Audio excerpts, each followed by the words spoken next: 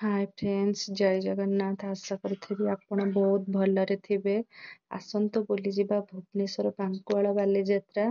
ଦେଖନ୍ତୁ ବହୁତ ସୁନ୍ଦର ସଜାସଜି ହେଇଛି, ଡେକୋରେଟ୍ ବି ଭଲ ହେଇଛି, ଭିଡ଼ ଅଛି। ଆପଣମାନେ ବୁଲିବାକୁ ଆସନ୍ତୁ। ଆମେମାନେ ଯାଇଥିଲୁ, ମୁଁ, ମୋ ପୁଅ, ମୋ ହଜବେଣ୍ଡ। ଦେଖନ୍ତୁ କେତେ ସୁନ୍ଦର ସୁନ୍ଦର ଜିନିଷ ପଡ଼ିଛି, ଆମେମାନେ ବହୁତ ଏନ୍ଜୟ କଲୁ। ଦେଖନ୍ତୁ କେତେ ସୁନ୍ଦର ସୁନ୍ଦର ଡ୍ରେସ୍, ଚୁଡ଼ି। ତାପରେ ମୁଁ ଗୋଟେ ବେଲୁନ କିଣିକିନି ମୋ ପୁଅକୁ ଦେଇଥିଲି। ସିଏ ବହୁତ ଖୁସି ହେଇଯାଇଥିଲା। ଯେହେତୁ ସେ ଛୋଟ ଥିଲା, ସେ କିଛି ଜାଣିନଥିଲା, ସେ ବେଲୁନ ହିଁ ଭଲ ପାଉଥିଲା। ତାପରେ ବେଲୁନ ତାକୁ ଦେଇ ସାରିଲା ପରେ ଆମେ ଦି ଜଣ ବହୁତ ଏନ୍ଜୟ କଲୁ। ତାପରେ ତାପରେ ଲଙ୍କା ଚପ୍ ଖାଇବାକୁ ଯାଇଥିଲୁ। ଲଙ୍କା ଚପ୍ ଖାଇସାରିକିନି ଦେଖନ୍ତୁ କେତେ ମାଟିରେ କେତେ ସୁନ୍ଦର ସୁନ୍ଦର ଜିନିଷ, ହେଲେ ଆମେ ଆଣିନଥିଲୁ। ଏଇଟା ତ ମୁଁ ୟୁଜ୍ ଜାଣିନି ମାଟିରେ। ଦେଖନ୍ତୁ ଗୋଟେ ଗ୍ଲାସ୍ କିଣିଲି। ତାପରେ ଗ୍ଲାସ୍ କିଣି ସାରିକିନି ତାପରେ ଚୁଡ଼ି କିଣିବାକୁ ଯାଇଥିଲି। ସେଠି ବହୁତ ସୁନ୍ଦର ସୁନ୍ଦର ଚୁଡ଼ି ଥିଲା। ଚୁଡ଼ି କିଣି ସାରିକିନି ତାପରେ ଯାଇଥିଲୁ। ଛୋଟ ଛୋଟ ପିଲା ଖେଳୁଥିଲେ ରାମଦୋଳି। ଆଉ ମତେ ତ ଏ ପସନ୍ଦ ନୁହଁ ରାମଦୋଳିରେ, ମୋ ମୁଣ୍ଡ ବୁଲାଏ, ମୁଁ ବସି ନଥିଲି। ଆମେ ଏନ୍ଜୟ କଲୁ। ଏନ୍ଜୟ କରିସାରିକିନି ମୋ ପୁଅ ବି ଛୋଟ ଥିଲା, ସିଏ ତ କୌଣସିରେ ଖେଳି ପାରିବନି। ତାପରେ ଖେଳି ସାରି ପୁଣି ଭୋକ ଲାଗିଲା, ଯାଇଥିଲୁ ଖାଇବା ପାଇଁ। ଦେଖନ୍ତୁ କେତେ ସୁନ୍ଦର ହରିଣ ମାନେ ତିଆରି କରିଛନ୍ତି, ବହୁତ ସୁନ୍ଦର ହେଇଛି। ତାପରେ ଆମେ ମାନେ ବୁଲାବୁଲି କରୁଥିଲୁ, କେତେ ମୀନା ବଜାର ପଡ଼ିଥିଲା। ବୁଲାବୁଲି କରିସାରି କ୍ଲିପ୍ କିଣା ହେଲା। ତାପରେ ଏମିତି ତ ଝିଅ ମାନଙ୍କର ଜାଣିଥିବେ, ଏମିତି ସବୁ କିଣାକିଣି କରିସାରି ପୁଅର ଗୋଟେ ଖେଳନା କିଣିବାକୁ ଯାଇଥିଲୁ। ଖେଳନା କିଣିଲା, ଗୋଟେ ଲାଇଟ୍ କ୍ୟାଣ୍ଡେଲ ଦେଖିଲି। ମୋ ପୁଅକୁ ପଚାରିଲି, ପୁଅ ତୁ ନବୁ? ସେ ତ କିଛି କହିପାରିଲାନି, ସେ ଜାଣିନି ସେଇଟା କଣ, ସେ ତ କେବଳ ବେଲୁନ ହିଁ ଜାଣିଛି, ସେ ଛୋଟ ଥିଲା। ତାପରେ ପୁଣି ଆମେ ଫଟୋ ସୁଟ୍ କରିସାରିକିନି ତାପରେ ବୁଲାବୁଲି କରିଥିଲୁ। ମୋ ପୁଅ କହିଲା, ବାବା ମତେ ଛାଡ଼, ମୁଁ ଟିକେ ଚାଲିବି। ସେ ଛୋଟଟା ଥିଲା, ସେ ସେଥିପାଇଁକା ସେମିତି ଅଳ୍ପ ସମୟ ପାଇଁକା ଚାଲିଲା। ସେଇ ଚାଲିଲା ସମୟ ଭିତରେ ମୁଁ ଇୟରିଙ୍ଗସ୍ କିଣିଥିଲି। ଇୟରିଙ୍ଗସ୍ କିଣି ସାରିଲା ପରେ ଆସି ଦେଖିଲା ବେଳକୁ ତ ବାପ ପୁଅ ଏନ୍ଜୟ କରୁଛନ୍ତି।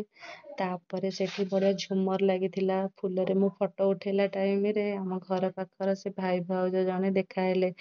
ସେ ଦେଖାହେଲା ଭିତରେ ତାପରେ ଆମେ କଥାବାର୍ତ୍ତା ହେଇଥିଲୁ। ତାପରେ ମୁଁ ପୁଣି ଫଟୋ ଉଠେଇଥିଲି। ଫଟୋ ଉଠେଇ ସାରିଲା ପରେ ତାପରେ ମୋ ପୁଅ ବେଲୁନ ସାଙ୍ଗରେ ଖେଳୁଥିଲି। ତାପରେ ଦେଖନ୍ତୁ କେତେ ସୁନ୍ଦର ଚୁଡ଼ି, ନେକଲେସ୍ କେତେ ସୁନ୍ଦର ସୁନ୍ଦର ପଡ଼ିଛି। ସେଠି ଆମେ ଦେଖି ସାରିଲା ପରେ ମୋ ପୁଅର ଗୋଟେ ଟେଡି କିଣିବା ପାଇଁ ଯାଇଥିଲୁ। ସେଠି କେତେ ସୁନ୍ଦର ସୁନ୍ଦର ଟେଡି, ସିଏ ତ କହିଲେ ମୁଁ ସବୁ ଟେଡି ନେବି, କିନ୍ତୁ ତା ପାଇଁ ଗୋଟେ ଟେଡି ହିଁ କିଣା ହେଇଥିଲା। କେତେ ସୁନ୍ଦର ସୁନ୍ଦର ଫୁଲଦାନୀ ବି, ମୁଁ ଗୋଟେ ଫୁଲଦାନୀ ଆଣିଲି। ସେ ଭାଉଜଙ୍କର ମୋର ଆମେ ଫଟୋ ଉଠେଇଥିଲୁ। ଫଟୋ ଉଠେଇଲା ଟାଇମରେ ବହୁତ ମଜାମସ୍ତି ହେଇଥିଲା। ଫଟୋ ଉଠେଇଲା ବେଳେ ମୋ ହଜବେଣ୍ଡ କହିଲେ, ନାଇଁ ନାଇଁ ତମର ଫଟୋ ଉଠିନି। ତାପରେ ଆମେ କହିଲୁ, ନାଇଁ ନାଇଁ ଆମର ଗୋଟେ ଫଟୋ ଉଠାଅ। ତାପରେ ଆମେ ଫଟୋ ଉଠେଇଲା ବେଳେ ମୋ ପୁଅ ତ ଖାଲି ଦୁଷ୍ଟ ହେଲା ଆଉ, ଜମା ଛିଡ଼ା କରେଇ ଦେଲାନି ଆଉ। ତାପରେ ଘରକୁ ଫେରିଲା ଟାଇମରେ ମୁଁ କହିଲି, ଚାଲ ଯିବା ଲାଇଭରେ ଅସୀମା ପଣ୍ଡା ଲେଖା ହେଇଥିଲା। ମୁଁ କହିଲି ଚାଲ ଯିବା, ଆମେ ଭିଡ଼ିଓ ଦେଖିଛୁ, ଚାଲ ଭିଡ଼ିଓ କରିଦବ ମୋର ଗୋଟେ। ତାପରେ ମୁଁ ସେଠି ଯାଇକିନି ଷ୍ଟେଜ ପାଖରେ ଫଟୋ ଉଠେଇଥିଲି। ମୁଁ ଯୁଆଡ଼େ ଗଲେ ମୋତେ ଭିଡ଼ିଓ ଫଟୋ ଉଠେଇବା ବହୁତ ସକ୍, ମୋତେ ଫଟୋ ଉଠେଇବା ପାଇଁ ବହୁତ ଭଲ ଲାଗେ।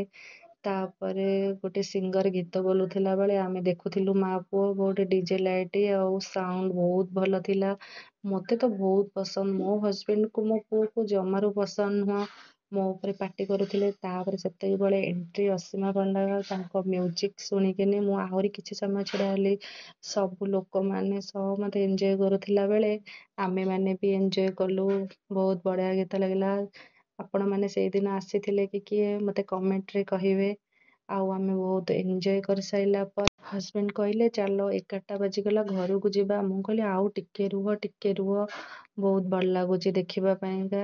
ତ ସିଏ କହିଲେ, ତୁ ଆଜି ଉପାସ ଶୋଇବୁ, ଗଲେ ସିନା ଜଲ୍ଦି ହୋଟେଲରୁ ଖାଇବା ନେଇକିନି ଯିବା। ମୁଁ କହିଲି, ହଉ ହଉ ଟିକେ ରୁହ, ଆଉ ଦେଖିଦେଇକିନି ଯିବା। ତାପରେ ଦେଖୁ ଦେଖୁ ସେଇଠି ପିଲାମାନେ ବହୁତ ଏନ୍ଜୟ କରୁଥିଲା ଆଗରେ, ଆମେ ସେଇଟା ବି ଭଲ ଲାଗିଲା ଦେଖିବା ପାଇଁକା।